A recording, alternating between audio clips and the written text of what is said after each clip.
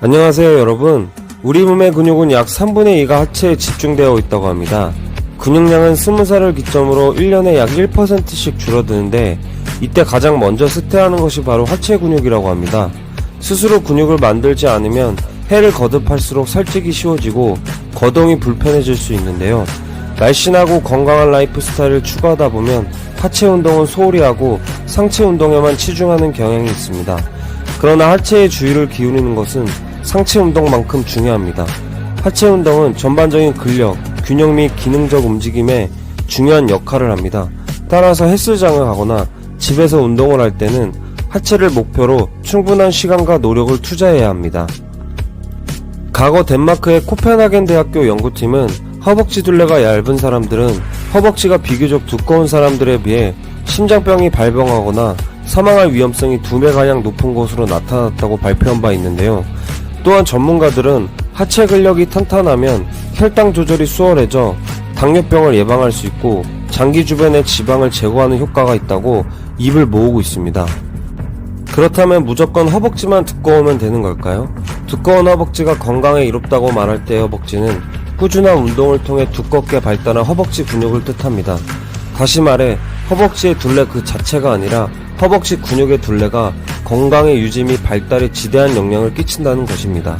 지방으로 채워져 두터워진 허벅지는 우리의 건강에 큰 도움이 되지는 않습니다. 자신의 나이가 중년이나 노년에 접어들고 있다면 하체 근력 운동에 더욱 신경을 쓸 필요가 있다고 생각하는데요. 나이가 들면서 근육이 빠진 자리를 지방이 채우기 시작하면 각종 성인병의 발병 위험까지 높아진다고 합니다. 하체는 근육들 중에 우리 몸에서 가장 큰 비율을 차지합니다. 허벅지는 멋있는 남성의 상징이자 힘의 근원입니다. 무려 몸의 절반을 차지하며 실제로 엄청나게 많은 역할을 하고 있습니다. 허벅지는 신진대사를 좌우하는 근육이고 허벅지 근육이 좋을수록 기초대사량이 올라갑니다.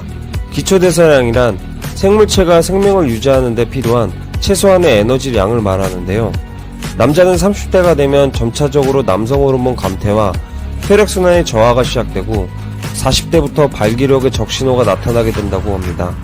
이런 상황에 노출되지 않으려면 적당한 운동으로 단련을 해야 하고 스쿼트를 하면 몸의 전신 근육이 사용되는데 이때 허벅지와 엉덩이 중심으로 전신 근육이 손상됩니다. 이걸 회복하는 과정에서 성장에 필요한 남성 호르몬이 다른 부위 운동에 비해 상대적으로 많이 나오는데요. 이때 나오는 테스토스테론은 하체 근육뿐만 아니라 몸의 모든 근육 성장에 도움을 줍니다. 허벅지 근력 운동을 소홀하게 되면 무릎 관절이 외부로부터 받는 자극이 많아지게 됩니다. 그로 인해 관절통이 발생하게 됩니다.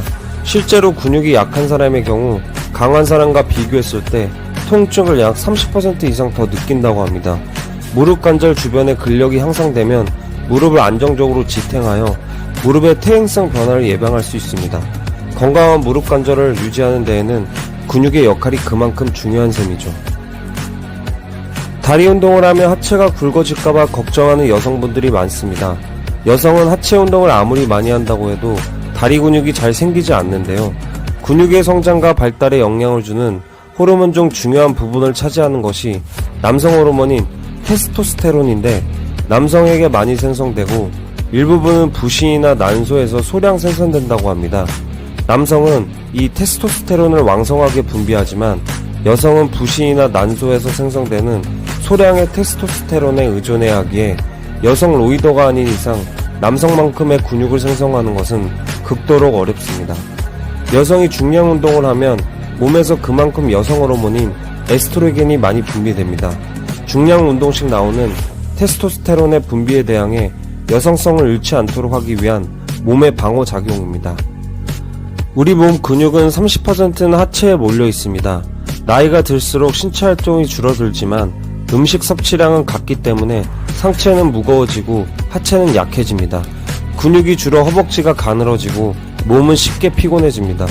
허리 통증이 생기고 무릎 관절에 무리가 생기는 것은 하체가 약해지기 때문입니다. 꾸준한 하체 운동으로 하체 근육을 유지해야 합니다. 하체 운동을 하기 위해선 특별한 운동기구나 도구를 장만해야 하고 시간을 따로 빼야 한다고 생각한다면 부담이 커질 수 있습니다. 자꾸 실천을 미루기 마련이고요. 그런데 일상 속에서 특별한 운동 없이도 자연스럽게 하체 근육을 단련하는 방법이 있습니다. 걷기는 가장 쉬우면서도 효과적인 운동입니다. 시간을 따로 내서 하기 힘든 분들은 퇴근할 때나 버스나 지하철 등 한정거장 전에 내려서 걷는 습관을 가져보시면 큰 도움이 될 것 같습니다. 에스컬레이터 또는 엘리베이터 이용을 대신해 계단을 이용하는 것입니다. 계단을 이용 시 심장활동 개선 및 체중 감량, 효과적인 하체 운동이 됩니다. 스쿼트는 제자리에서 투명 의자에 앉는 것처럼 내려갔다 올라오는 운동입니다.